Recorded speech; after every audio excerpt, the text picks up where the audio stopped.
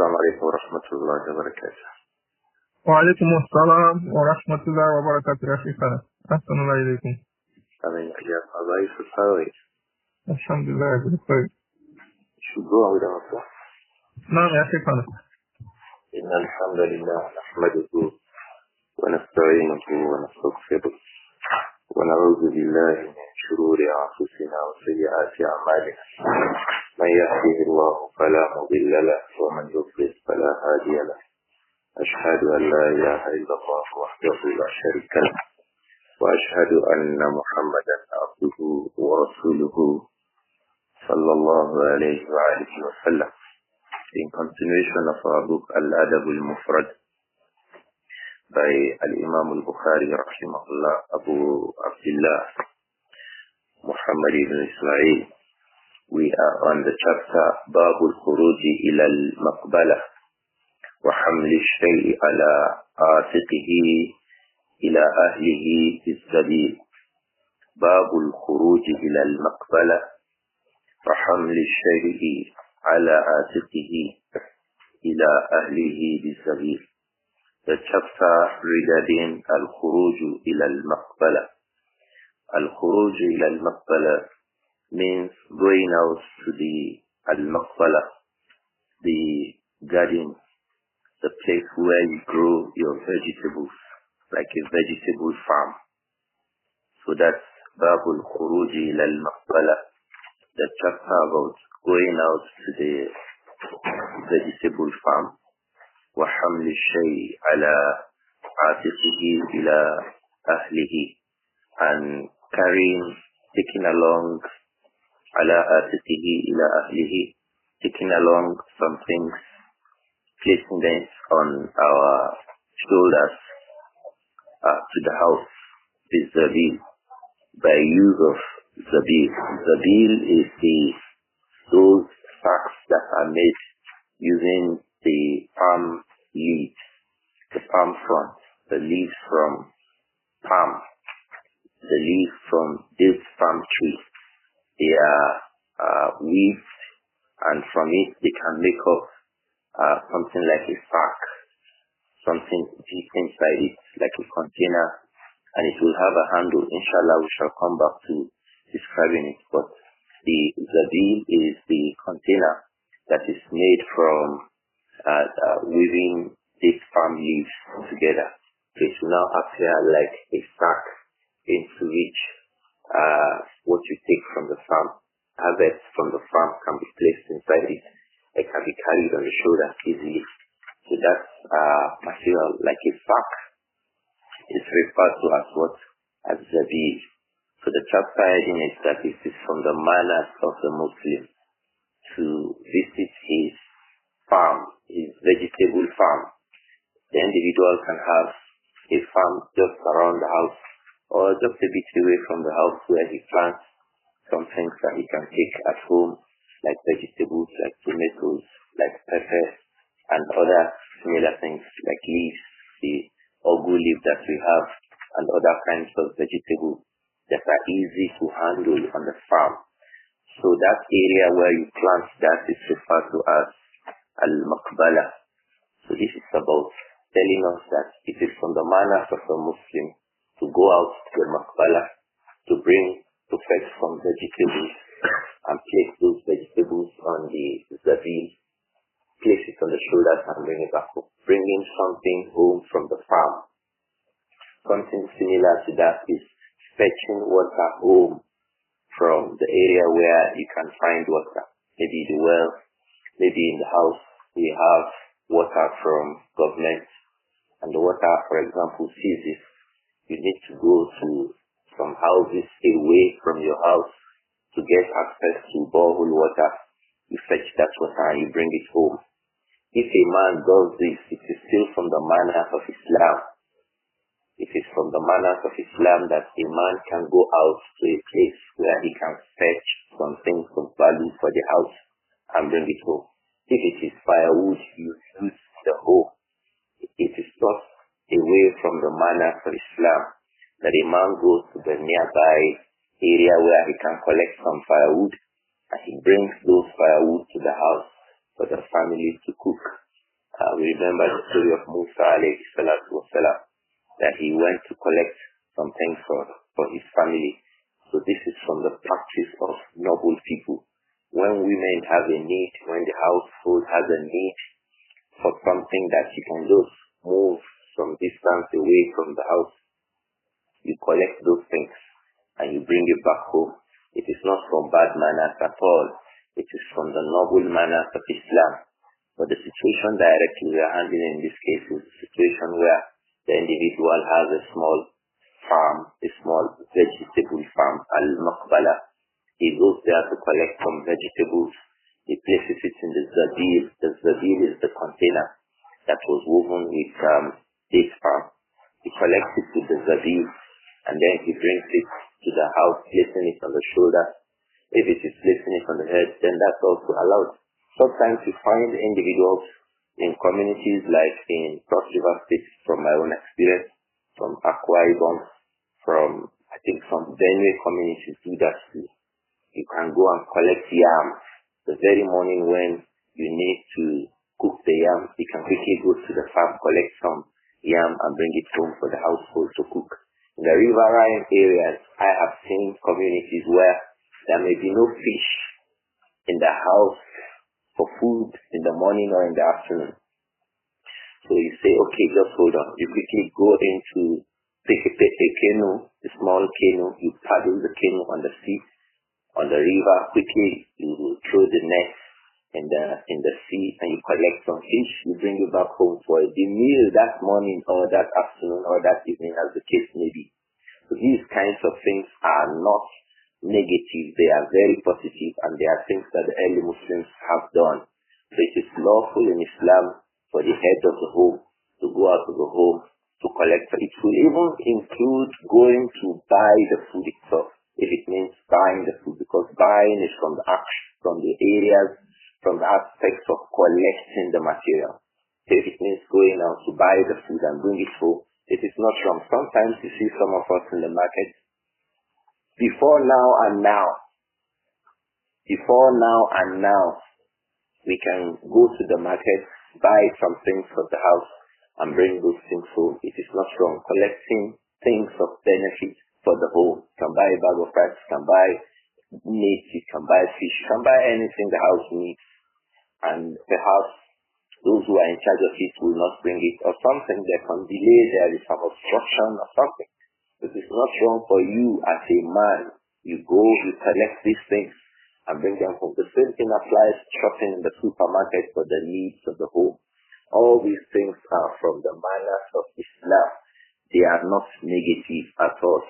But what we are handling here directly is that it is from the manners of Islam for an individual and yakhruja ila al-maqbala, to go out to the maqbala, the farm, the vegetable farm, وحمل الشيء على عاتقه إلى أهله, and that he could collect some things, place them on his shoulders to his family, his zabi, while using that container that is referred to as zabi. That is the bag, the sack that is woven from these palm trees. I hope that this chapter heading is clear. It is from the manners of Islam to go out to collect something, whether water, whether food, whether other needs of the house, and bring them to the house, place them on the shoulder. If you have a car, place them in your car, and then you bring them home. No man should say, oh, that's insulting, oh, that's embarrassing, oh, it has to be done by the women, oh, it has to be done by the children. From that is going to buy the cooking gas. Some of the men will find it embarrassing that they go to buy cooking gas for the house and things like this. All of these from aspects of being mannerly with your household. You go out, you fetch their needs, and you bring it to the house. So this chapter is Babul Khuruj ila al-Maqbala wa hamli shay'i ala afiqihi ila ahlihi bizrabi. The chapter was going out to the Maqbala, the vegetable garden, wa hamli shay'i ala afiqihi, and placing what you bring from that garden, tomatoes, pepper, vegetables, place it in the zabi. That is the container that is woven with palm trees, and hamlihi ala afiqihi, places it on the shoulders to take it to the family. So this is lawful in Islam. and from noble manners. This hadith, Al-Imām Al-Bukhāri places it under hadith number 234. So he said, Rahimahullah, حدثنا إسحاق بن مخلد عن حماد بن أسامة عن نصير عن مسعر قال حدثنا عمر بن قيس عن عمرو بن أبي قرة الكندي قال عرض أبي على سلمان أخته فأبى وتزوج مولاة له يقال لها بقيرة. عرض أبي على سلمان أخته فأبى وتزوج مولاة له يقال لها بقيرة. فبلغ أبا قرة أنه كان بين حذيفة وسلمان شيء فأتاه يطلبه فأخبر أنه في المقبلة في مقبلة له فتوجه إليه فلقيه معه زبيل فيه بخل قد أدخل عصاه في عروة الزبيل وهو على عاتقه فقال يا أبا عبد الله ما كان بينك وبين حذيفة؟ قال يقول سلمان وكان الإنسان عجولا. فانطلقا حتى أتيا دار سلمان فدخل سلمان الدار فقال السلام عليكم ثم أذن لأبي قرة فدخل فإذا نمط موضوع على باب وعند رأسه لبنات وإذا قرطاس فقال اجلس على فراش مولاتك التي تمهد لنفسها. ثم أنشأ يحدثه فقال إن حذيفة كان يحدث بأشياء كان يقولها رسول الله صلى الله عليه وآله وسلم في غضبه لأقوام فأسأل عنها فأقول حذيفة أعلم بما يقول وأكره أن تكون ضغائن بين أقوام. فأتي حذيفة فقيل له إن سلمان لا يصدقك ولا يكذبك بما تقول. فجاءني حذيفة فقال يا سلمان ابن أم سلمان يا سلمان ابن أم سلمان. فقلت يا حذيفة ابن أم حذيفة لتنتهين أو لأكتبن فيك إلى عمر. فلما خوفته بعمر تركني. وقد قال رسول الله صلى الله عليه وآله وسلم أنا من ولد آدم أنا فأيما عبد من أمتي لعنته لعنة أو سببته سبة في غير كنهه فاجعلها عليه صلاة. من ولد آدم أنا فأيما عبد من أمتي لعنته لعنة أو سببته سبة في غير كنهه فاجعلها عليه الصلاة.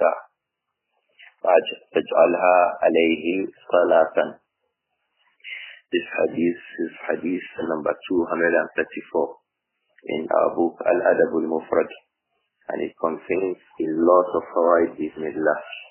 Al-Imām Al-Bukhāri said حدثنا إسحاق بن مخلد. Al-Imām Al-Bukhāri said rahimahullah حدثنا إسحاق بن مخلد. I will read the hadith inshallah, explain the meaning, and then we come back to start taking the points of benefit one after the other because it's a lengthy hadith. It is necessary for us to understand the story in the hadith. But the point of reference in the hadith itself is that it is lawful and from noble manners that a man goes out of the house to fetch the needs of the family to the house. A man can go out of the house to fetch the needs of the family and bring it home. This is a major point of reference in hadith, but it has come along with a story that's going to be very, very, very beneficial, inshallah. Al-Imām Al-Bukhāri said, rahimahullah, حدثنا إسحاق ibn Makhlad. Ishaq ibn Makhlad was one of the teachers of Al-Imām Al-Bukhāri. Ishaq ibn Makhlad is Ishaq ibn Ibrāhīm ibn Rahwayh. Ishaq ibn Ibrāhīm ibn Makhlad ibn Rahwayh. Ishaq ibn Makhlad is Ishaq ibn Ibrāhīm ibn Makhlad. So Makhlad is the grandfather of Ishaq.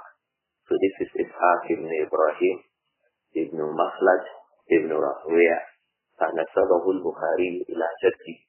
But here in this book, Al-Adab Al-Mufrad, and in this hadith, Al-Imām Al-Bukhari, instead of mentioning him as Ishaq ibn Ibrāhīm, he mentions him as Ishaq ibn Makhlad, because an individual can be ascribed to his grandfather. So if your name is Abdullah ibn Abdur-Rahman ibn Abdur-Rahim, you can be called what? Abdullah ibn Abdur-Rahim. You can also be ascribed to fathers far above the grandfather, just like the Prophet sallallahu alayhi wa sallam once ascribed himself to Ibrāhīm alayhi salam. And we know the gap and the generations between Ibrāhīm alayhi salam and our Prophet Muhammad sallallahu alayhi wa sallam. The point of reference here is that Ishaq ibn Makhlad is Ishaq ibn Ibrāhīm ibn Makhlad. The Imam Al-Bukhari ascribed him to his grandfather Makhlad. That's why if you check the books of Rijal, the books of Hadith that discusses the mentions, the names of the reporters of Ahadith, you will never find Ishaq ibn Makhlad. And that was a bit of a lengthy job for me in the night yesterday. I went on to search for Ishaq ibn Makhlad. I do not know any of the teachers, and I did not find any of the teachers of Al-Imām Al-Bukhari hearing that word Ishaq, that name Ishaq ibn Makhlad. You will find Ishaq ibn Ibrāhīm ibn Rahwayh. You will not find Ishaq ibn Makhlad.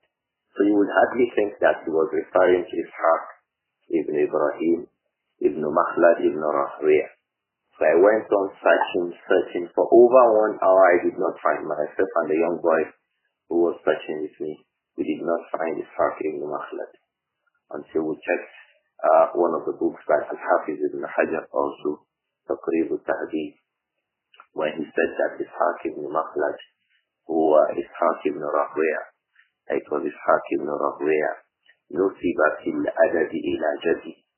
Here in Al-Adab Al-Mufrad, نَسَبَهُ الْبُخَارِ إِلَى جَدِّهِ. Al-Imām Al-Bukhari has ascribed him to his grandfather Makhlad, so he calls him Ishaq ibn Makhlad instead of Ishaq ibn Ibrāhīm ibn Makhlad. The point of reference here, ikhwah, is that if you are hasty regarding knowledge, this hadith is authentic. You can quickly begin to say Al-Imām Al-Bukhari has erred in the name of his teacher. He has not erred. You are the one that has not done due diligence to discover and know what he has done.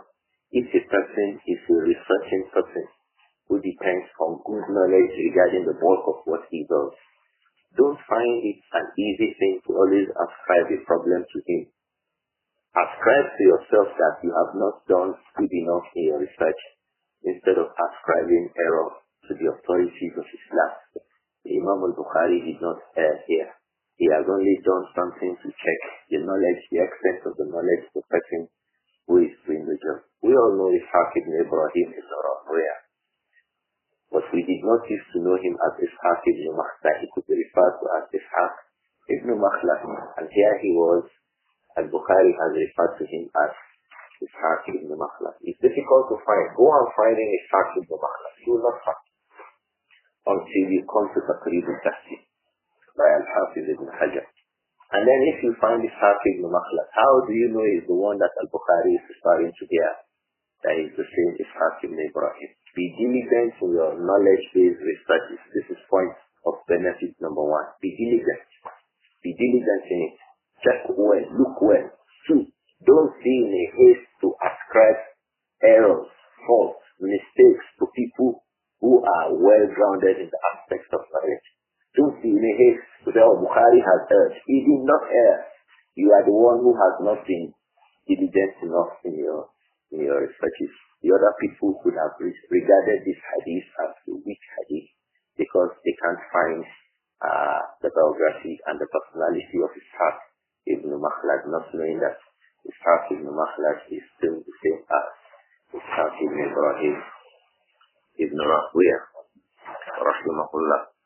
So Ishaq ibn Ibrāhīm was reporting from Hammad ibn Usama. Similarly, if you go to the students of Hammad ibn Usama, you will not find anybody whose name was Ishaq ibn Makhlad. It was a trouble yesterday. So you will find Tawns ibn Hajar saying that Ishaq ibn Makhlad here refers to Ishaq ibn Ibrāhīm. Hammad ibn Usama is Hammad ibn Usama ibn Zayd. Hammad ibn Usama ibn Zayd Abu Usama. And he is reporting from Nāsir. Hammad ibn Zayd was a great scholar of Hadith, rahimahullah. Al-Imām Ahmad ibn Hanbal said, Abu Usama, Hammad ibn Usama, Fiqatun. He was a very reliable reporter of Hadith. He said, كان أعلم الناس بأمور الناس. كان أعلم الناس بأمور الناس بالكوفة. Is from amongst those who knew so much, or who knew the best about the affairs of the people. He was a scholar who was very vast about what are you doing, who are you, what are you about. He has a lot of knowledge about the people in his time in Kufa. That was Hammad ibn Usama ibn Zayd Abu Usama. وَكَانَ يُعَدُّ مِنَ الْبُسَّاقِ. He used to be counted amongst the very, very worshipful people. He was full of knowledge and he was full of worship, rahimahullah. He is reporting from Nāsir. Nāsir is Nāsir ibn Kidam, well-known reporter of Hadith, Abu Salama. Nāsir ibn Kidam. Nāsir ibn Kidam al-Hilali, rahimahullah. Abu Salama. He said, حدثنا Umar ibn Qais. Umar ibn Qais, Abu Sabbah, is reporting from Amr ibn Abi Qurra. Amr ibn Abi Qurrata al-Kindi. So he is Amr ibn Abi Qurra. Abu Qurra himself is Salama. So he is Amr ibn Salama. Abu Qurra al-Kindi. Amr ibn Salama al-Kindi. قال, he said, عرض أبي على سلمان. It's a very, very interesting hadith. We'll explain the hadith. Bismillah. We'll come back to take the point of benefits in the hadith. Inshallah. Do not forget, the point of reference in this hadith is that it is lawful for the Muslim to go out of the house.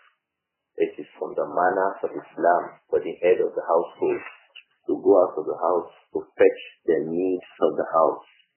You can go and fetch water and bring it to the house as the house head. You can go and fetch vegetables from the farm and bring it to the house.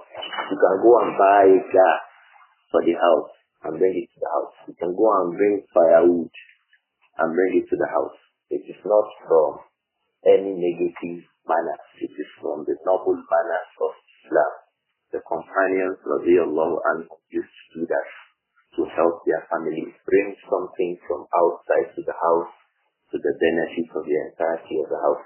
This is the point of reference we want to deduce from this hadith, even though there are many other points of reference in that hadith. So we go on to explain this narration, and bismillah we come back to the points of benefit, one after the other, as much as time will permit, and as much as Allah will grant us his tawfiq. We beg for his tawfiq subhanahu wa ta'ala. Amr ibn Abi Qurra al-Kindi said, عرض أبي على سلمان. My father, Salama ibn Muawiyah al-Kindi, the father of Amr ibn Abi Qurra is Salama al-Kindi. He is Salama Abu Qurra al-Kindi. Salama ibn Muawiyah Abu Qurra al-Kindi. So his son Amr said, عرض أبي على سلمان أخته. My father presented his sister أخته على Salman. My father suggested to Salman, he presented my sister Salman for marriage. Salama ibn Muawiyah presented his sister to Salman al-Farisi, the eminent companion of the Prophet Muhammad sallallahu alayhi wa sallam, who came to Islam from Medina. When the Prophet returned to Medina, Salman arrived in Medina. And he had a very, very lengthy journey that took him tens of years to find out the Prophet Muhammad sallallahu alayhi wa sallam. So amongst the companions, he used to be referred to as Salman al-Islam. Salman al-Islam. He used to be ascribed to Islam because of his struggles to gain Islam. He also used to be called Salman al-Khayr. Salman, radiallahu anhu, companion of the Prophet sallallahu alayhi wa sallam. He also used to be called Salman al-Khayr. So Salama ibn Muawiyah, Abu Qurra, presented his sister to Salman to marry. So the son Amr, who is reporting this hadith, said, فَأَبَى وَالسَّلْمَانُ الْفَارِسِي declined. وَتَزَوَّجَ مُولَاةً لَهُ يُقَالُ لَهَا بُقَيْرَةً. Instead, تَزَوَّجَ مُولَاةً لَهُ يُقَالُ لَهَا بُقَيْرَةً. Salman al-Farisi went on to marry. He declined my daddy's sister that my daddy had presented to him for marriage. He declined. وَتَزَوَّجَ مُولَاةً لَهُ يُقَالُ لَهَا بُقَيْرَةً. Instead of marrying my aunt, my paternal aunt, he went on to marry his mawla, his freed slave. He freed one of his slaves and he married her. يُقَالُ لَهَا بُقَيْرَةً. The name of that slave, that freed slave, was Bukhayra. Salman freed his slave and married her. Radiyallahu anhuma. فبلغ أبا قرة أنه كان بين حذيفة وسلمان شيء. Later on, بلغ أبا قرة, it reached my father, أنه كان بين حذيفة وسلمان شيء, that there was a matter, a dispute, بين حذيفة وسلمان, between Hudayfa ibn al-Yaman and Salman al-Farisi. Radiyallahu anhu. My father, Abu Qurra, later on got aware that كان بين Hudayfa and Salman Shaykh. There was a disagreement between Hudayfa ibn al-Yaman and Salman al-Farisi. Radiyallahu anhuma. فأتاه يطلبه. My father went on to search for Salman. He came to him. فأخبر أنه في مقبلة له. My father was told that Salman had gone to a maqbala of his, a vegetable farm. A small vegetable garden is called maqbala because from it they get what is referred to as al-baqlu. So they get vegetables, their peppers, their tomatoes. When Abu Qurra went to the house of Salman, he was told that Salman had gone to that farm. فَتَوَجَّهَ إِلَيْهِ. So my father went to that farm. فَلَكِيَهُ مَعَهُ زَبِيلٌ فِيهِ بَقْلٌ. My father met Salman al-Farisi on the way. مَعَهُ زَبِيلٌ. Salman al-Farisi had a container on his head, فِيهِ بَقْلٌ, containing some vegetables. This is the major point of reference. That Abu Qurra went to search for Salman after he heard that there was a dispute between Salman al-Farisi and Hudayfa ibn al-Yaman. And then Abu Qurra met Salman on the way carrying vegetables. Salman al-Farisi, radiyallahu anhu, as eminent as he was, he went on to fetch vegetables from their farm, from their maqbala to the house. And he was carrying the container on his shoulder. That means you should not be too proud to do that for your home. Inshallah, we are coming back to these points of reference. You should not be too proud if you need to fetch water to the house. You should not be proud if you need to go and fetch gas to the house. You should not be proud if you need to fetch other things, other needs. If you need to do shopping for the house as the head of the house. Don't be proud to do it. Salman al-Farisi is more eminent, more noble in the sight of Allah than you. He still did that for his house. He went to fetch some vegetables for the needs of the house. And Abu Qurra met him on the way. He was carrying zabib fihi baklun. He was carrying a container that had the vegetable in it. Called adkhala asahu fi urwati zabib. Hudayfa ibn al-Yaman had placed he had a staff. Some of the companions had staff. Maybe they helped themselves as they walked. They rested on the staff, or they used those staff for other needs of theirs. Like Musa alayhi salam said to Allah in the Quran, Surah Yas. So, وَهُوَ عَلَىٰ آتِكِهِ, he had placed his staff also at the urwa, the handle of the zabib. Hudayfa placed his staff at the handle of the zabib, and he was carrying the zabib on his shoulders. Radiyallahu anhu, فَقَالَ يَا أَبَا عَبْدِ اللَّهِ, my father Abu Qurra said, Ya Abu Abdullah, referring to Salman al-Farisi, O Abu Abdullah, Ma kana baynaka wa bayna Hudayfa. What is it between yourself and Hudayfa ibn al-Yaman? Abu Qurra, who had presented his sister to Salman al-Farisi, was asking Salman, after he had heard that there was a dispute between Salman al-Farisi and Hudayfa ibn al-Yaman, he was now asking Salman, Ma kana baynaka wa bayna Hudayfa. What is it that is between you and Hudayfa ibn al-Yaman? Qala yaqulu Salman. Salman was saying at that time, wa kana al-insanu ajula. And mankind is very, very hasty. Salman was reciting this verse as Abu Qurra was asking him what was the problem what was the dispute between himself and Hudayfa ibn al-Yaman. Radiyallahu anhuma. So they went on. Salman al-Farisi and Abu Qurra, who had come to him. So they went on as Salman returned home. Ataya dar Salman. They went on until they got to the house of Salman al-Farisi.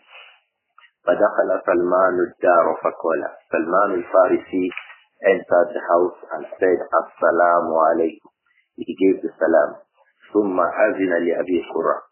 Then he went inside to be sure that Abu Qurra, who was a visitor to that house, would come into the house. So he sought permission. فدخل. And then Abu Qurra came into the house. فإذا نمط موضوع على باب. When Abu Qurra came into the house, he found a namak موضوع على باب وعند رأسه لبنات. He found a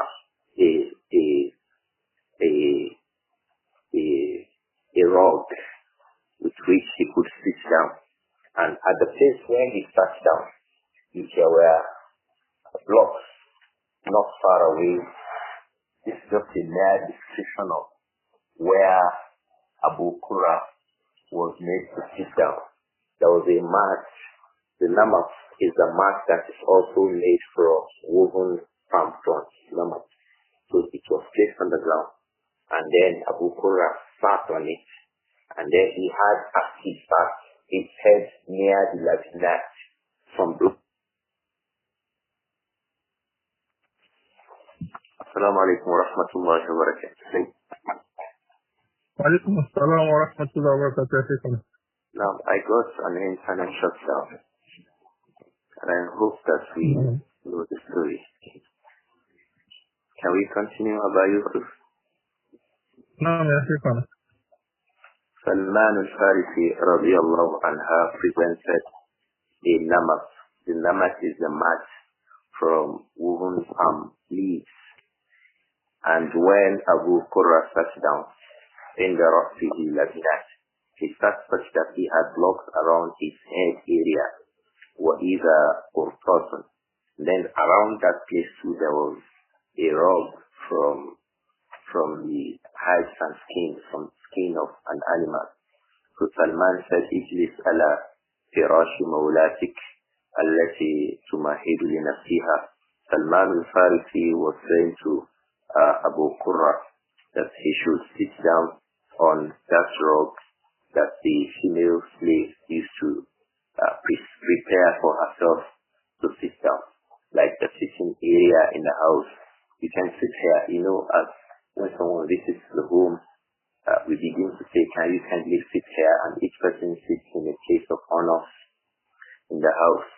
When they both sat down, it says, ثُمَّ أَنْشَأَ يُحَدِّثُ فَقَالَ.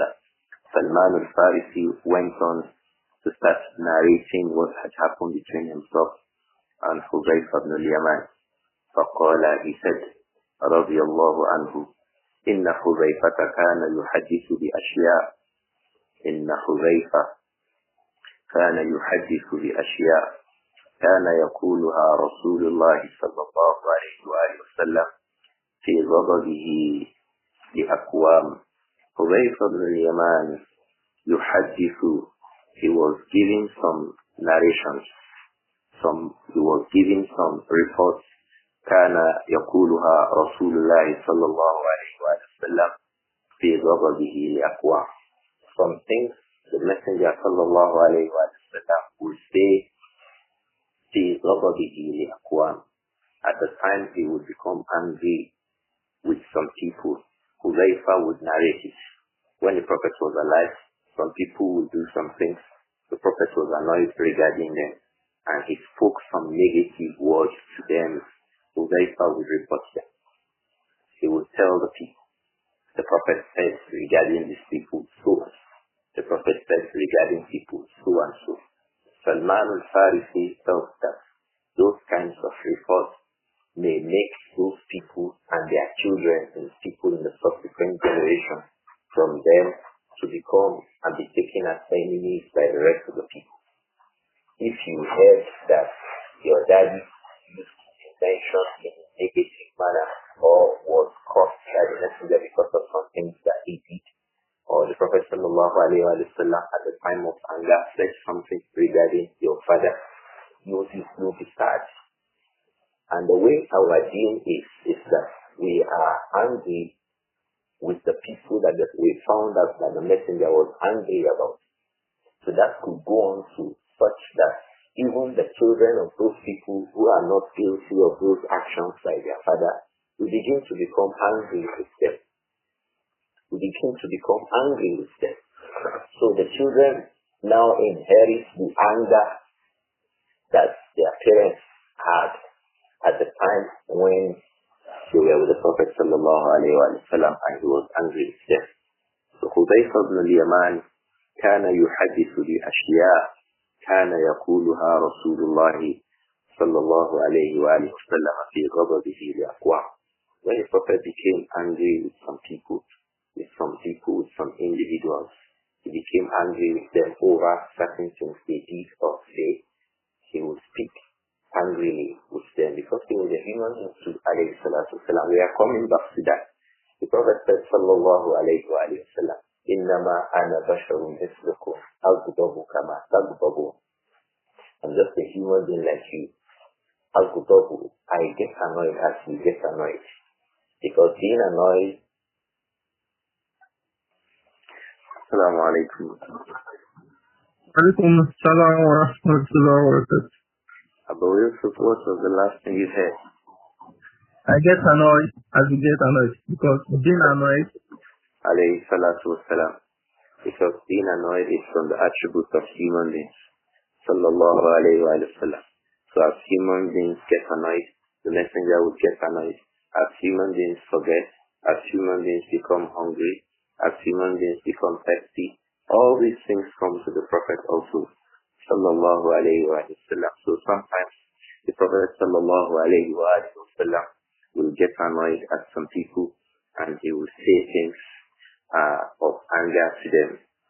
Hudayfa ibn al-Yaman used to report his statements, and Salman al-Farisi felt that these reports will not be in the favor of the subsequent generation of the people whose parents got those statements from the Prophet sallallahu alaihi wasallam when they did things over which the Prophet was annoyed sallallahu alaihi wasallam.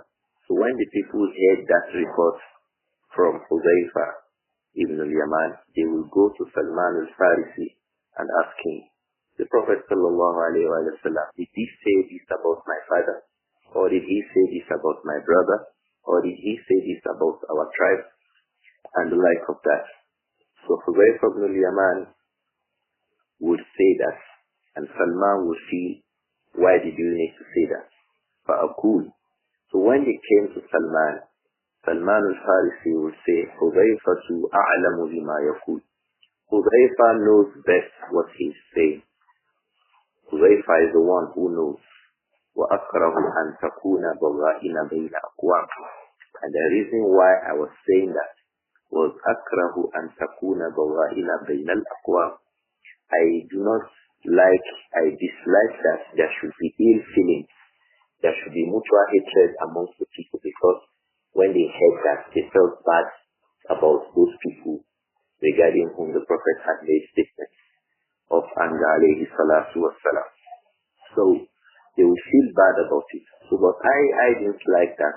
That became a means of trouble amongst the people. This is a major proof that the companions radiallahu anhu, as they spread knowledge and taught Islam, they were careful not to say or do something that would spread anger and mutual distrust, mutual hatred amongst the people. This is a major point of benefit for the teachers in our own time. Don't be a teacher who teaches and by your teaching you spread hatred amongst the people regarding themselves. This is not to say not to correct someone who becomes erring. He makes a mistake, correct the mistake. He makes a mistake, correct the mistake. Say what he does. But don't go on, even amongst the people of the Sunnah, amongst the people of the Sunnah, amongst the people of the Sunnah, don't go on spreading hatred amongst the people. It is not a way of a Muslim. So Salman al-Farisi radiallahu anhu took a difference with that. So he would say, Hudayfa a'lamu bima yaqul. Hudayfa knows best what he says. And the reason why I say that is that akrahu an takuna dawra'ina bayna aqwam. I do not like that those narrations become a means of mutual hatred amongst the people. فَأُتِيَ Hudayfa. The people will now go back to Hudayfa فَقِيلَ لَهُ. They will now go back and say to him that in the Salman لَا يُصَدِّقُكَ وَلَا يُكَذِّبُكَ بِمَا تَقُولُ. Salman is not saying that لَا يُصَدِّقُكَ. He will not affirm what you say. وَلَا يُكَذِّبُكَ. He is not also saying that you are lying regarding the things that you say. So Salman is not affirming it. Salman is not also saying that it's a lie. He's only saying that Hudayfa a'lamu bima yaqul. Hudayfa knows best what he's saying. So that's not a statement of affirmation. And that's not a statement of denial. But the reason he made those statements is that he did not like that Hudayfa was giving those narrations in the first place. So Hudayfa was not lying. Neither was Salman lying. He says Hudayfa knows best what he says. And actually Hudayfa knew best what he said. Because the Prophet sallallahu alayhi wa sallam told him a lot of secrets about people. The Prophet sallallahu alayhi wa sallam told Hudayfa ibn al-Yaman the names of the munafiqun. And that's why even Umar radiallahu anhu would go to Hudayfa ibn al-Yaman and say, A'ana min al-munafiqin. Am I amongst those that the messenger mentioned to be amongst the munafiqun? So Hudayfa knew a lot of things. So what Salman said that Hudayfa to a'lamu bima yaqul is true. And what the people told Hudayfa, what Salman said that Hudayfa to a'lamu bima yaqul is true. And when the people returned to Hudayfa, they told him that Salman la yusaddiquka wa la yukazzibuka, because what he told them does not show that he affirms what Hudayfa narrated, neither does he deny what Hudayfa narrated. These are things of wisdom that those of us who teach Islam today should really, really benefit from. How the conduct of the Prophet companions of the Allah regarding regarding very delicate issues. They handled issues, delicate issues, very, very carefully regarding themselves. They were not about fighting and slandering themselves. They were very, very careful about what they said to people regarding their own colleagues. Hudhayfa radiyallahu anhu, people will go to him, فَقِيلَ لَهُ, they will say to him, إِنَّ سَلْمَانَ لَا يُصَدِّقُكَ وَلَا يُكَذِّبُكَ بِمَا تَقُولُ. Salman is not affirming what you are saying. وَلَا يُكَذِّبُكَ. Neither is he denying and rejecting what you say. Salman was reporting this to Abu Qurra, who had asked about a disagreement between Salman and who? Hudhayfa. فَجَاءَنِي Hudhayfa. Salman went on to say, so once Hudhayfa ibn al-Yaman came to me فقال and said, Ya Salman ibn Salman. Hudhayfa came to me and said, Salman, the son of Salman's mother. فقلت يا حذيفة ابن حذيفة.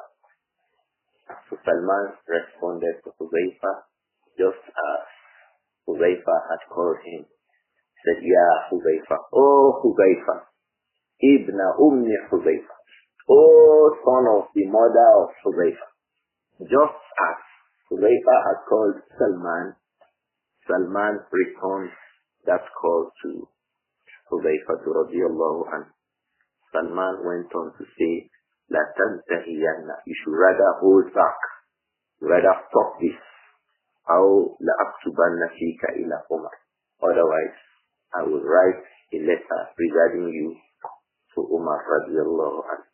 Salman al-Farisi went on to tell Hudhayfa ibn al-Yaman, you rather stop this, or I will write a petition against you to Umar. فَلَمَّا خَوَّفْتُهُ بِعُمَرْ تَرَكَنِي. Because Hudhayfa was not happy at that with Salman. So Salman mentioned Umar. I will call Umar to this matter now. So Salman said, radiyallahu anhu, فَلَمَّا خَوَّفْتُهُ بِعُمَرَ تَرَكَنِي. When I made him to be afraid, I cautioned him mentioning Umar. تركني. Hudhayfa now left Salman. وقد قال رسول الله صلى الله عليه وسلم. Salman al-Farisi was defending his views.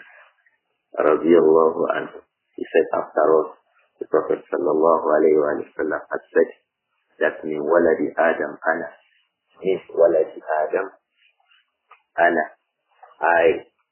From the children of Adam I am. Meaning that I am surely from the children of Adam. It's supposed to be Ana min waladi Adam. When he said min waladi Adam, Ana, meaning that I am no more than that. It's because this is from the aspects of taqdeemu ma habbuhu at-ta'khir. It's supposed to be Ana min waladi Adam. When he said min waladi Adam, Ana, meaning that I am no more than that.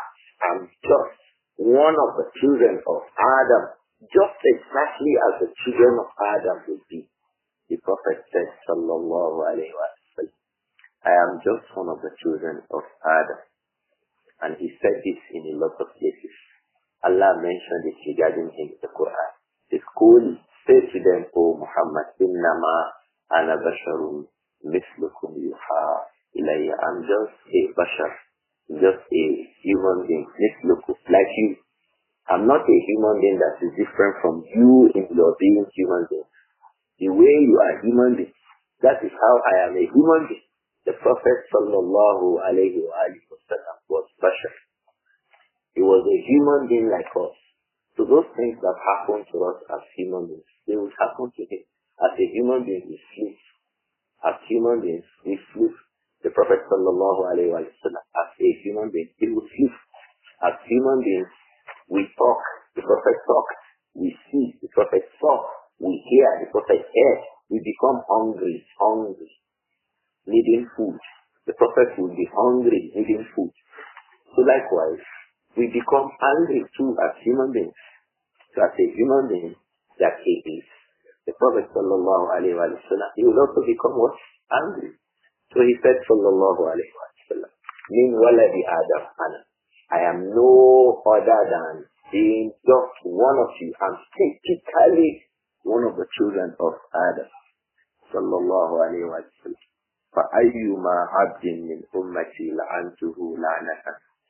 So anyone from amongst my ummah, لَعَنْتُهُ لَعْنَةً, regarding whom I say a curse, a word of a curse to anyone amongst you, or sababtuhu sabbatan, or I insult him with any kind of an insult. The Prophet said to sallallahu alayhi wa sallam, fi ghayri kunhihi, when he does not deserve it, fi ghayri haqqihi.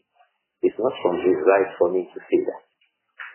It's not from the right of that person. I only said that because I was angry. There are a lot of benefits here if we understand it.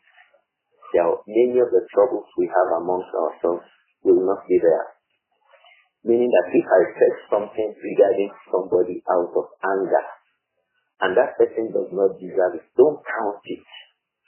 Don't count it. That's why in the Sharia, salat out of extreme and intense anger is not also counted. Because at the time of serious anger, we say so many things and do many things. So the Prophet said, alayhi salatu, I'm just like you. I'm a human being like you. For ayyuma abdin, anyone amongst the slaves of Allah, min ummati, in my ummah, la'antuhu la'naka, I say a word of a curse to him, aw sababtuhu sabbat, or I say an insult to him, fi ghayri kunhihi, in a situation where that individual does not deserve it. فَاجْعَلْهَا عَلَيْهِ صَلَاةً. Oh Allah, make it a means of blessing for that person. If I had said something to someone in anger, the Prophet said, sallallahu alayhi wa sallam, and that person was not due for it, make it a means of blessings for that person. Why was Salman citing this hadith?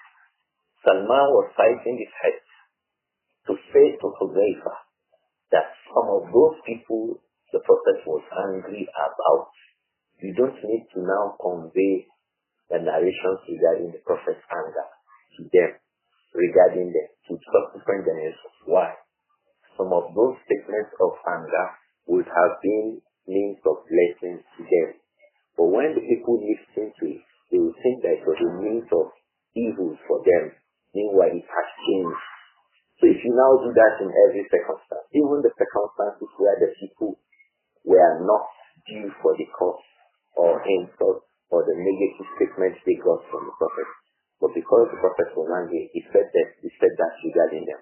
And he had prayed for them that any such person that I did that to, may Allah make that a means of blessings to them. What is ordinary a means of blessings to them? You will now say it for Hudayfa. And it will now be a means of hatred amongst the people. So this was the narration that Salman gave to who? Abu Qurra. That was the disagreement at that time. Between who? Between Salman al-Farisi and who? And Hudayfa ibn al-Yaman. Radiallahu anhu. I hope that this story is clear. So we can go on to pick the lessons from the story one after the other. As I read the hadith, there are many points of benefits, even though I have only written down 14. But as I read the hadith, other points of benefits came to mind as we read the hadith. Other points. So the points of benefits will be much more than what we will mention, inshallah. But we just mentioned a few by way of exposing us to this hadith and the points of benefit in it. The first point of benefit I like us to note, and that occurs at the beginning of the hadith, is that عرض البنت أو الأخت على الرجل الصالح للزواج. عرض البنت أو الأخت على من الرجل الصالح للزواج. Presenting your sister or presenting your daughter to a pious man for marriage. Where did we see that from? Abu Qurra had presented his sister to who? To Salman radiallahu anhu. And this was very common amongst the Muslims. We remember that Umar radiallahu anhu presented Hafsa to Abu Bakr al-Siddiq. Before Abu Bakr al-Siddiq, he presented it to Uthman ibn Affan. Umar, he presented Hafsa to Uthman. He presented Nāsir and he presented Hafsa to Abu Bakr as-Siddiq and then to the Prophet Muhammad sallallahu alayhi wa sallam. So a pious man who has a daughter, who has a sister, can present his daughter or his sister to someone he sees to be pious and righteous. Oh, my brother, oh, my friend, I have a sister or I have a daughter. It was a common thing amongst the early Muslims. One of the scholars, Shaykh Al-Ambari, he has a book regarding this. He gathered the reports from the companions where some of the companions were presenting their daughters or their sisters to their friends they knew to the pious who could make good husbands to them. But in our own times, these things are scarce. You hardly find people presenting their daughters or presenting their sisters to people they see to be pious for marriage. Yes, you can find a rich man presenting his daughter to another rich man. You can find a poor man presenting his daughter to a rich man. What matters in our own times is money. Even the girl herself will want to marry a rich man. It's not about righteousness. But in the past, the choice was about righteousness. If they found a person who was righteous, they presented their daughter to him. And the girls did not cease to disobey their father. The girls did not cease to disobey their father. It was a common thing amongst the early Muslims. If they found a righteous person, they would say, oh, my daughter, marry this righteous person. And the girls would not say, no, I'm not. No, I'm not. Reject it. It was a common thing amongst the early Muslims. The second point of reference I like to mention is that قَدْ يَكُونُ بَيْنَ فَاضِلَيْنِ شَيْءٌ. There could be a dispute between two honorable people. There was a dispute between Hudayfa and who? And Salman al-Farisi. There could be a dispute between two very, very eminent people in the society. Two scholars can be in a dispute. One sheikh, one big sheikh, one big ustaz, they can be in a dispute.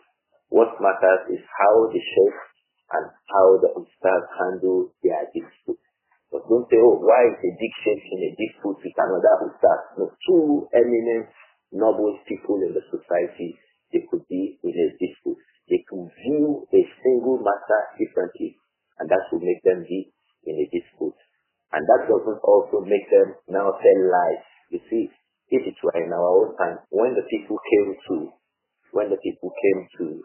Salman to confirm those things that Hudayfa was saying, Salman knew that those things were true. He did not say that Hudayfa was lying.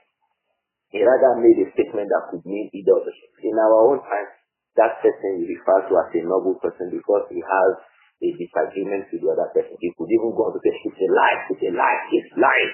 Just because he's in a disagreement with the other person. This goes to show that when people do that, they are not upon the way of the companions regarding that affair. May Allah protect us. Another point of benefit we like to draw from this hadith is as-sa'yu li-islahi dhati al-bayn. As-sa'yu li-islahi dhati al-bayn. Making efforts to connect and settle disputes between people. You see, Abu Qurra, despite the fact that Salman al-Farisi had rejected his sister and married a free slave in the first place. He did not take that against Salman. When he heard that there was a dispute between Salman al-Farisi and Hudayfa ibn al-Yaman, he still tried to confirm what he had heard by way of seeking a reconciliation between Hudayfa ibn al-Yaman and Salman al-Farisi. I did not note this point, but it came up in my mind just now, that this hadith is also evidence that when you hear something about somebody, verify. Abu Qurra came to verify what he had heard from the people regarding Salman al-Farisi. Another point of reference, and that is our major point of reference, حمل الشيء على العاتق للأهل حمل الشيء على العاتق للأهل نوع من العدد.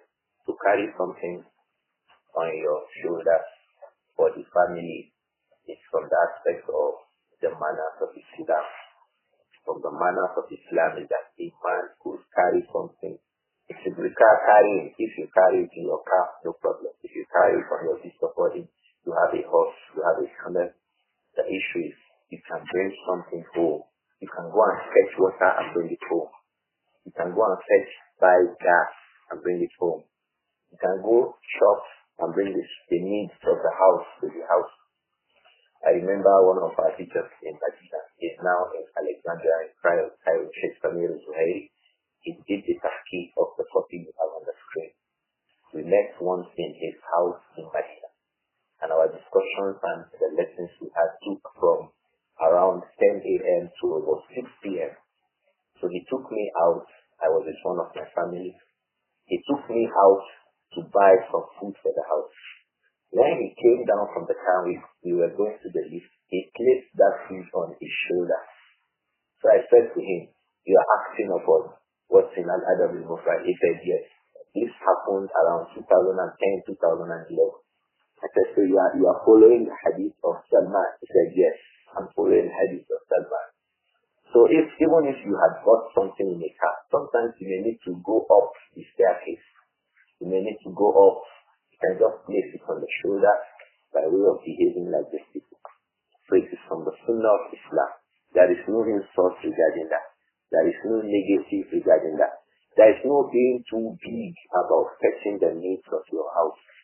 Going to bring something to the house that your wife, your children, and you yourself would in fact need.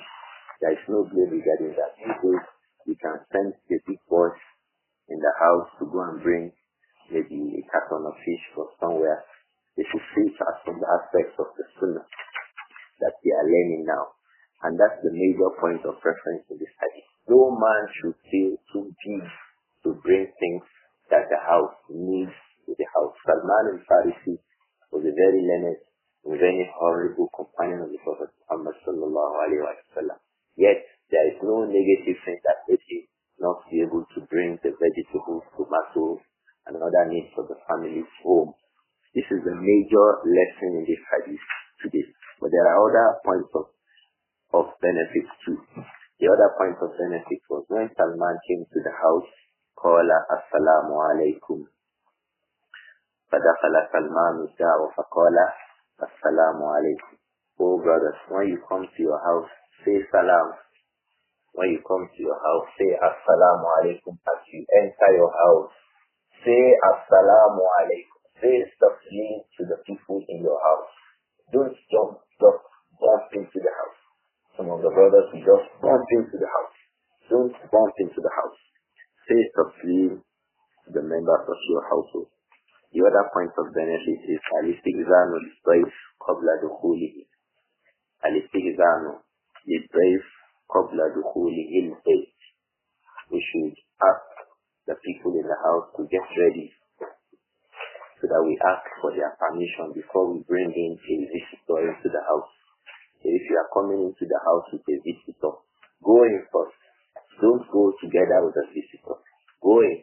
Be sure that the women, the children, and the rest of the people at home have settled down and they are able to allow the visitor in before you bring in the visitor. That's also going to tell us that if you come to my house with me, we are returning from the masjid and we want to come into my house. Don't feel bad that I have to go in first and then come out to tell you, okay, you can now come in now. Don't feel bad because this is from the Sunnah. Salman al-Farisi went in first. He made the taslim. He went to be sure that inside the house is suitable to bring in a visitor. And then he came in. And then he came out and then called the visitor inside. So those who have the house should go into the house first to be sure that inside is suitable to bring in a visitor. Then you go out and you call in the visitor to come inside the house. I hope that the point of benefit is clear. From that is also that it is allowed for a brother to bring his friend to the house. So Salman al-Farisi brought Abdur-Raūf to the house and they sat down. Some women can say, why are you bringing your friend to the house? Except that friend has questionable character. If he does not have a questionable character, there is nothing wrong in the head of the household bringing a friend, bringing a colleague to the house and making him sit down, as Salman made Abu Qurra to sit down. And that's also from the aspect of honoring the guests when we have guests at home. Another point of reference is Manzilatu Salmana, saying of Sahaba, the status of Salman amongst companions. You will see when they heard from Hudayfa, and everybody knew the status of Hudayfa with the Prophet Muhammad sallallahu alayhi wa sallam. Maybe I should mention this. Hudayfa was very honorable in the sight of the Prophet Muhammad sallallahu alayhi wa sallam because of his big mind. Hudayfa radiallahu anhu had a big mind. He had a forgiving mind. The Prophet took him and began to tell him a lot of things that were secret, like the dates of the Munafiqun, and things that could happen between now, things that will happen between their time and the end time. The Prophet told him a lot about fitan, about the signs of the last hour. And he earned that respect from the Prophet Muhammad alayhi salatu wasalam. His father, we usually say he is Ibn al-Yaman. Al-Yaman is not his real name, it was a nickname. The real name of the father of Hudayfa ibn al-Yaman, as we call him, he is Hudayfa ibn al-Hasan. Ha'un Sinun Lam Hasan, or to say, the name of the father of Hudayfa was Hasan. Hasan, as if you want to say Hasad, envy, but you put the harf Lam. Hasan ibn Jabir, that's the name of the father of Hudayfa. He is Hasan ibn Jabir al-Abad. That's his name. But he used to be called Al-Yaman. So instead of saying Hudayfa ibn Hasan, they would say Hudayfa ibn al-Yaman. Why? In the old times, he got guilty of a blood on him. Hudayfa, his father, Ibn al-Yaman, he got guilty of a blood regarding him. So he ran, in the old times, he ran to Medina. When he ran to Medina, radiallahu anhu, he took a pledge with one of the tribes in Medina for protection. So Al-Yaman is the one who is protected. So he became popular that he has a pact of protection with a tribe. So his people began to refer to him as Al-Yaman, the one who has been protected by a tribe. So those people regarding whom he was guilty of their blood, they will not be able to come and pick him because they have a family now that's protecting him in Medina. That was how they began to refer to him as what? Al-Yaman. Otherwise, it was Hasan ibn Jabir. So Hasan ibn Jabir is the name of Hudayfa's father. Radiallahu anhuma. This man, Hasan, he was killed mistakenly in the battle of Uhud. Hudayfa's father, Al-Yaman, he was mistakenly killed by the Muslims during the battle of Uhud. And he was shouting, my father, my father, my father. But he had been killed. He was thought to be from amongst the Mushrikun because he had a covering around his nose area. So they did not quickly recognize that he was a Muslim. He was killed in that battle. But what happened was that Hudayfa forgave those people who mistakenly killed his father. Hudayfa forgave them. And that endeared him to the Prophet Muhammad sallallahu alayhi wa sallam. He was so honorable in the sight of the Prophet Muhammad alayhi salatu wasalam, so much that the Prophet used to tell him in the secret. So you can see the status of Hudayfa. Likewise, Salman al-Khayr. Salman radiallahu anhu was a slave to over 10 to 11 people before he came into Islam. He was moving from one place to the other, asking and searching for the Prophet till he got to Medina. When he got to Medina, he was bought by a Jewish slave. He was bought by a Jew. He was a slave under a Jew. And that Jew gave him a condition for freedom. He was going to plant about 100 date palms. And those date palms will grow and begin to produce dates that you can go at that time. So the Prophet sallallahu alaihi wasallam planted those date palms for Hudayfa ibn al-Yaman. And it grew just in 1 year. The Prophet bought his freedom. The Prophet planted those date palms by his hands. In 1 year, it grew up, and it started to produce dates in just one single year. And then Hudayfa was freed. Radiallahu anhu. So that's why some of the people used to refer to Hudayfa as Mawla Nabi, because the Prophet was responsible for his freedom. The Prophet, bought him freedom. He did what Salman. I had been talking about Salman.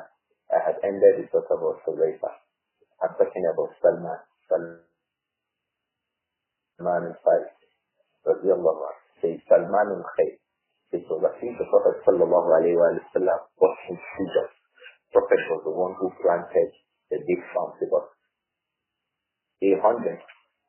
Some of the people still know in Medina where these big farms were planted. Till today, people know where those big farms were planted. I think I've seen a video on the YouTube regarding that big farm the Prophet planted. It grew in 1 year and produced dates in 1 year. And by that, Hudayfa was freed. Radiallahu anhu. And by that, Salman radiallahu anhu, Salman al-Khayr was freed. So whenever Hudayfa said something, this one eminent companion, he came to ask Salman, another eminent companion. That is to say, if there was a statement, a view regarding the issues of the deen, don't go to a lesser person. If one big sheikh said one thing, ask another big sheikh. If one big sheikh said something, don't ask a younger person, ask a bigger one, or the person in his category. This one affects us in our own time. A very, very learned person will say something. One younger one will be the one responding. When a very learned person says something, then the one who should respond is the equally learned person like him. So that people will not be responding to people that are far away from them, and then by that, they will be responding out of not knowing what he has said. Because knowledge and age goes to make a huge difference between people. So they were not asking from hearing from Hudayfa and asking from someone who is far below Hudayfa amongst the companions, because the companions are also in categories. Radiallahu anhu. You will hear from Hudayfa and seek confirmation from Salman, an equally elderly companion, an equally knowledgeable companion, an equally noble companion of the Prophet Muhammad. We also go to see the point of benefit that Salman preferred, was careful about never saying anything to the people that will cause disaffection. So, Shaykh, don't say anything to the people in the public that will bring disaffection, whether regarding a mas'ala or regarding a person. Don't say something that will bring mutual disaffection amongst the people of the Sunnah. If it is between the people of the Sunnah and the people of the innovations, there's a way to handle that. But amongst the people of the Sunnah, you yourself, the people of Sunnah, should you treat yourself like the people of the innovation? So don't say something that will bring mutual hatred, mutual disaffection amongst the people. That was the fiqh of Salman, radiallahu anhu, by which or for which he had an issue with Hudayfa ibn al-Yaman. And that means a learned person does not say something that brings disaffection in the community of the people. It's well known amongst the companions. We remember that in Hadith in Al-Bukhāri, Abdullah ibn Umar was silent regarding the statement of Muawiyah ibn Abi Sufyan. The Hadith occurs in Bukhari. He said, if I gave an answer to him, it will bring about a destruction. Abdur-Raūf ibn Auf was telling Umar not to give a statement in the public. Why? He said the people will not understand what we are saying, and it will cause disaffection amongst the people. So don't go. Abdullah ibn Mas'ud, even though he felt that Uthman ibn Affan should observe 2 units of prayer, Uthman observed 4 units of prayer. And Ibn Mas'ud observed those 4 units of prayer behind Uthman ibn Affan. When he was asked, why did you observe 4 units when you believe that it was 2 units? Al-Khilaf Shaf, bringing disaffection amongst the people is a big deal. So to avoid that was what I did. Oh, learned Shaykh, please, when you speak for the sake of Allah, when you write a post on social media, fear Allah. Don't say something that will bring mutual disaffection amongst the people of the Sunnah. Don't say something that will bring mutual hatred amongst the people of the Sunnah. Fear Allah for the sake of Allah. That is the meaning of being a Salafi. The meaning of being a Salafi is that you follow the companions in their ways as they understood the religion and as they preached the religion and publicized the religion. Don't claim to be a follower of the companions and you are the one making statements in public that will bring disaffection amongst brothers, the people of the Sunnah. Don't do that. Be reasonable for the sake of Allah. May Allah protect each and every one of us. Like I said, there are a lot of points of benefit in this hadith, but the major point of benefit here is that it is from the manners of a Muslim to go out of the house and fetch the needs of the home. No man should feel too proud to bring water home, bring gas to the house, go and buy vegetables, go and buy meat, go and shop. Don't be proud to do that, because it was from the ways of the early Muslims, and it is from noble character, inshallah. I think it will suffice for us to stop here today regarding this hadith. Bismillah will read the second hadith regarding a similar point of benefit, that a Muslim should help his family. As the head of the family, it is not wrong if there is no water, you need to fetch water into the house. It's not wrong. It's from noble manners. You need to fetch gas. You need to fetch vegetables. You need to shop. You need to bring the needs of the house to the house. It is from noble manners, and there is nothing negative about it. We'll go on with the second hadith regarding that tomorrow, inshallah. And then we move on to another chapter also tomorrow, inshallah. I hope that we can take a few questions about Yusuf. Can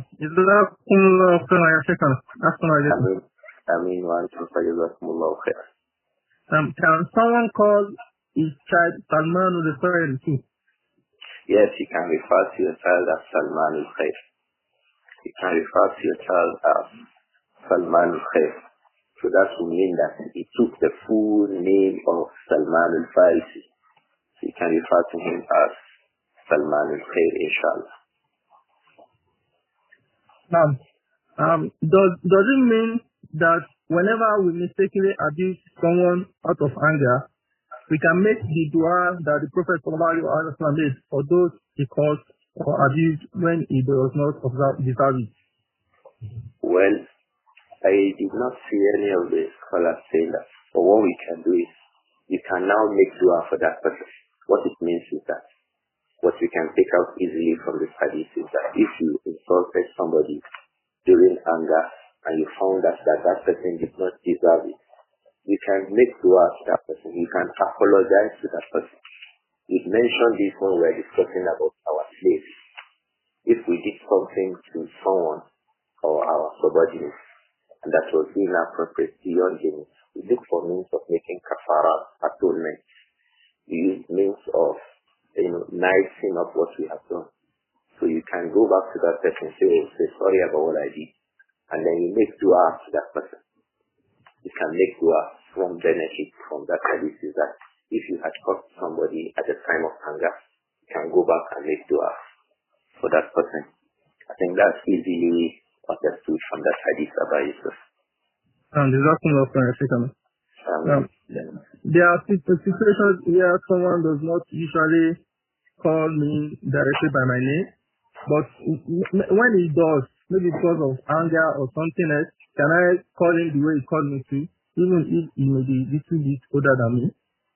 If he is older than you, then don't forget age. Age matters a lot. Age is a barrier. Sometimes you are angry with someone who is older than you. You can't say what you say to the elderly person. You shouldn't treat someone who is older than you like someone who is your mate. Was why we were saying that Raif ibn al-Yaman and Salman al-Farisi were mates. So they treated themselves like that. We could see it was a hot discussion. To the extent that Salman had to say, okay, I'll call in Omar. That shows the status of Omar amongst the companions. They used to make Omar the final person. Okay, I'll report you to Omar. In our own times, we don't report to anybody. The person we should be reporting to is also engaged in trouble with us. The person who should be elderly The elderly person that we could say, oh, I'll report you to Shaykh Fulan. Shaykh Fulan is also fighting. So who do you report to? May Allah protect us. We are really, really in trouble. Shaykh, what I have said is not true. And it's not in any particular reference to any particular person. Any person who is old enough to be the marja, to be a resource person. So don't be the person that everybody records to settle their dispute. He should not be engaged in dispute himself. Shaykh Hussein Ibn Awda al-Awaisha, he mentioned this in his shart.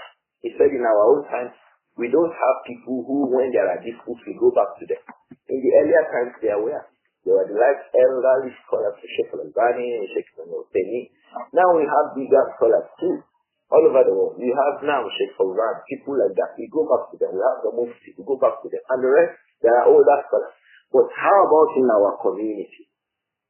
Where are the elder scholars in our community? In southwestern Nigeria, they are elderly. When there are issues, we go back to them. And everybody agrees, Shaykh Fulan has spoken, keep quiet.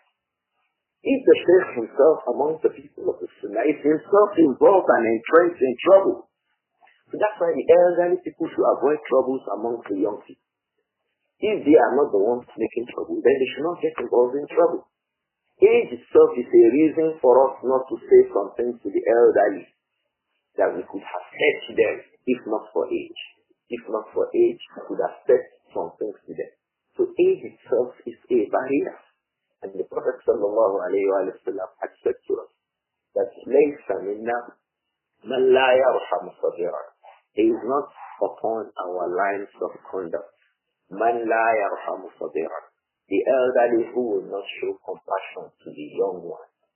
So the young one has a duty to be compassionate regarding those. The elderly ones have a duty to show compassion to the young. The elderly ones, they have a duty to be compassionate when they relate to the young one.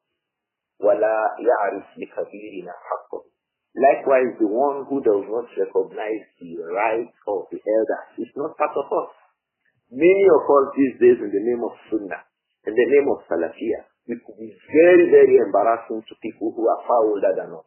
Older than us in age, older than us in terms of knowledge. We speak to them as we like. We think that that is Sunnah.